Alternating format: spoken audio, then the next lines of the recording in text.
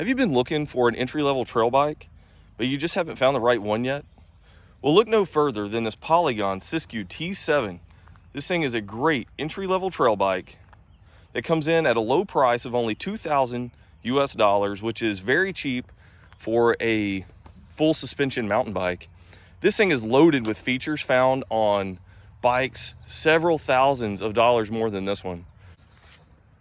Polygon is able to manufacture bikes way cheaper than the competitors due to they ship it straight to you and you assemble it instead of having a dealership that actually sells you the bike. Putting your bike together by yourself is going to allow you to gain some respect for the bike and also take some pride in putting it together yourself. So I think it's a great way to start out with your bike and really hit the ground running with how to actually work on your bike a little bit, as well as getting out and riding this thing.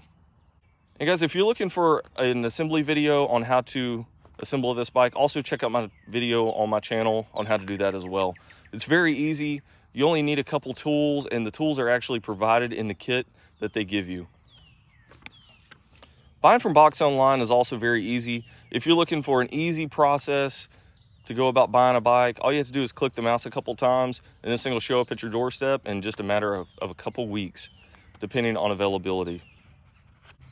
All right, for the specs breakdown, let's get going right now. We're not going to do a complete in-depth review of this thing. We're just going to break down some of the specifications and show you what you're going to be getting if you were to purchase this mountain bike. Okay, starting at the frame. This frame is a 6061 alloy ALX aluminum frame. The total bike weighing in at 34.4 pounds, and this is for the 22 version. The 2021 model also weighed about the same. This does have a tapered head tube, which is going to allow you to be able to upgrade this thing to many different types of tapered forks in the future if you would like. Also, this bike comes with boost through axles front and rear.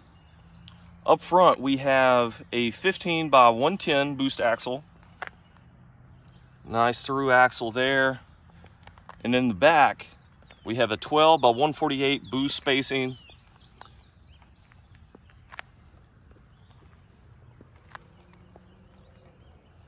Really beefy through axles there as well.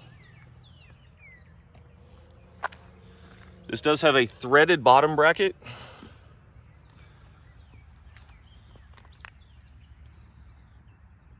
You can see there, threaded bottom bracket. Does have internal cable routing completely through the bike. Very nice as far as the fit and finish on this bike. Overall, this bike has a very modern trail geometry to it. You can see the slackness of this head tube angle. The wheel is really pushed out in front quite a bit. Also, very short chain stay back here, where that wheel is getting under you a little bit more, allows for a more stable ride at higher speeds. This thing also lends itself to be very playful on the trail.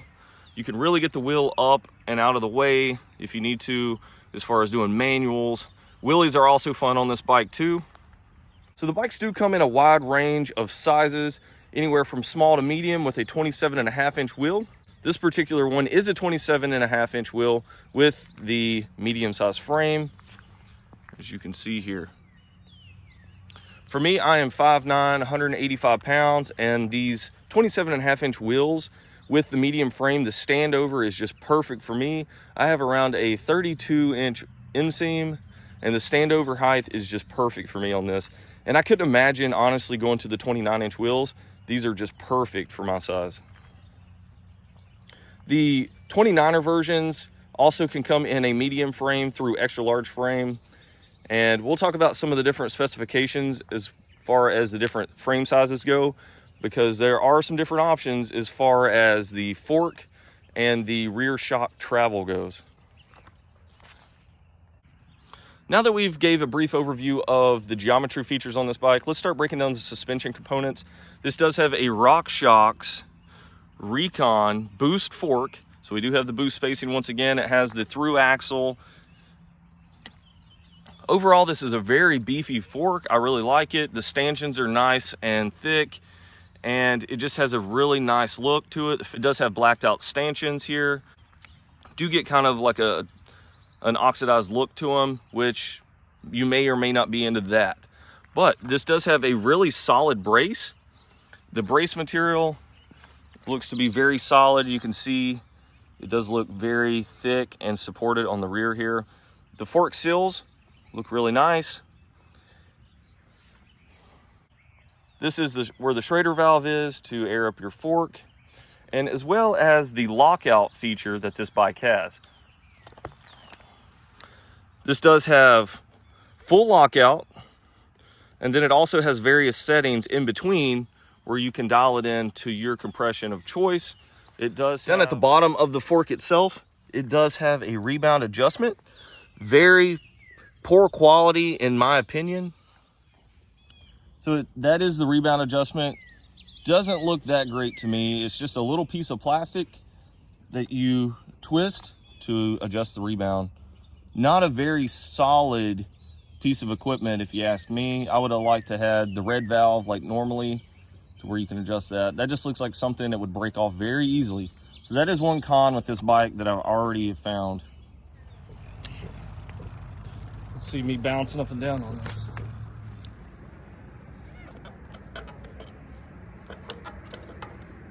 Front suspension has plenty of travel, and you can see it's very usable. You can tell from the slow-mo clip that I have, works pretty well too.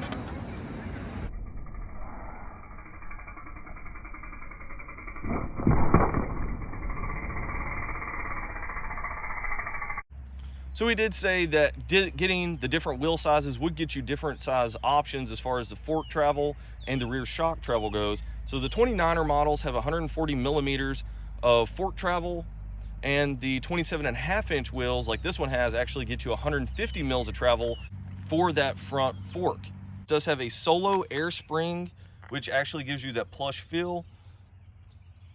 And the lockout, to me, isn't a full lockout. So it gives you a little bit of stiffness, but it's not fully locked out. There is still probably about an inch of plushness in there. But I kind of like that feature because if I'm just out casually riding, you know, maybe some gravel roads or something like that, I'm still not going to get beat up because that thing is too stiff. So it gives you enough plushness to actually still go down different types of terrain without getting beat up too bad. Okay, moving to the rear shock here. This is a nice RockShox Deluxe Select Plus. You see this thing's a little bit dirty. We've been out riding it quite a bit. But this thing is very tunable. I really like it. It has a very consistent feel as far as the dampening goes, and it really feels like you have a coil spring back here. It's that smooth. The 29ers come with 135 mils of travel, and the 27.5-inch tires will give you 140 mils of travel. So once again, with this bike, if you do get the smaller wheels, which kind of matches kind of what an enduro rider would have, it's going to get you a little bit more travel in the long run. And like I said, I think this is just a perfect size wheel for this bike. I feel like maybe a 29er would be good if you're looking at more rollover. But as far as, you know, being able to have playfulness on the trails and stuff, I think this 27.5-inch is perfect. So this does have rebound adjustment with this red knob. Also does feature a lockout, which this is in a fully locked out position here. We can switch it to just the normal setting where we have full use of this rear shock. Really cool. All you have to do is just reach down real quick, flip this on or off when you're on the trail, and it's very useful and easy. You can see right there, it has a little picture of which position. Okay, down here, actually going to set the sag, this is actually a really cool feature. You know, you can even use the O-ring, or maybe you don't even have to. If you're sitting on the bike with your gear, setting the sag for this thing, you can literally look down and see the end of the shock housing here and where it relates to these numbers, and you're gonna be able to set your sag. This one is set for 25% sag, and it just works really good for me so far. This is the other side of this rear shock. It does say the max PSI in this rear shock can be 325 PSI. Here's the Schrader valve to actually fill this up. And overall, this is a really nice offering from RockShox. So speaking of the last piece of suspension here, this is their Fox bar linkage. It is a one-piece unibody, which utilizes a one-piece bridge. And it even says 1 on it. It's kind of funny. But this thing is really solid, and Polygon says this is going to reduce frame weight and overall stiffness of the bike and improve pedal efficiency when going up hills, and it's going to eliminate that pedal bog as a whole. The fittings look really nice in the bushings. I don't really see any issues with this. People give it a lot of hate just because it is a one piece, but I do believe it only adds to reducing the weight and the stiffness as a whole. Moving on to the drivetrain. Drivetrain is very nice on this bike. It does come with a 1x12 Dior drivetrain, which Diors are just known for being a very solid set. It does have the Shimano crank arms up front, and these are the hollow type, the hollow bottom bracket. We'll give you a shot of this other crank arm on the left side. Really like this design. If you've ever had the square tapered crank arms, you know they fall off very regularly and it's just a pain. These will not give you that issue. These are really solid. Overall, I like this gear set. It looks really nice. Chain ring looks nice. It does have a pretty thin chain. You can see we've been getting this thing pretty dirty. See, looking at the rear derailleur here. This does have the option to where you can flip this lever. So if you're just out casually riding, the rear derailleur isn't locked in, and if you don't want it to bounce or anything like that, if you're out doing heavy trail riding, you don't want a lot of that chain slap, this right here really stiffens up that mechanism in that rear derailleur, and you're not going to have all that chain slap. Now the chainstay guard is super nice. This is one of the nicest chainstay guards I've ever seen, I think, on a bike.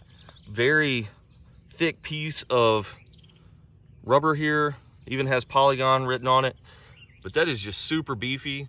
Looks really nice on the bike. So being able to just have a 1x12 system really offers you the simplicity of not having to mess with multiple gear shift levers up here on the controls. You only have this one that you have to deal with. Okay, moving on to the brakes. For the brakes, we do have Tektro HD M735 brakes. The rear has a 2-piston, and then in the front we have a 4-piston. And these do offer plenty of stopping power. We do have 180 mil rotors front and rear, which is a decent size for starting out. And I've seen a lot of people online wonder how to take these off because they look like they're just pressed on. You can't really take the rotors off. You can see that. But this right here is actually on a spline piece. So that will just come off as a whole piece, and then if you needed one from Polygon or another manufacturer, that actually just gets tightened back onto that spline. So very solid system. Actually, people just didn't know what they were talking about. But overall, these Tektros look very nice. They have a nice color scheme on them.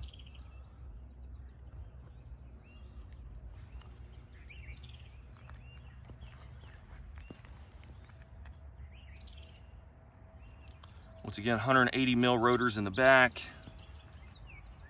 but right up to those nice Shimano hubs. The controls, these things look very solid. Nice Tektro branded brake levers. And one cool thing about this, if you're adding new bars or grips or anything like that and you need to actually take these off, this right here can actually be taken off without sliding them off the bars. So if you've ever done that, you know you scratch the crap out of your bars. All you do is loosen this up, and this whole piece just goes right out of the way and you can take it right off. Same goes through this side. Really like that feature on these brakes. So we just talked about the brakes. Now we're gonna move into one of the best features on this bike, and that is this dropper post. This dropper post is a TransX branded dropper post, and this thing works awesome. I haven't had any issues out of this. It's very smooth. It actuates when I need it to, and I haven't had any issues with it. So some of the specs on this dropper post, for small and medium frames, you're gonna get 150 mils of travel for that post, as well as the large through extra large is gonna give you 170 mils of travel to actuate that dropper post. And to tighten down the clamp, it is just an Allen key. You're not having a quick disconnect, quick release here, but that is pretty cool. It gets it out of the way so you don't snag that thing on your pants or your shorts when you're out riding on the trails.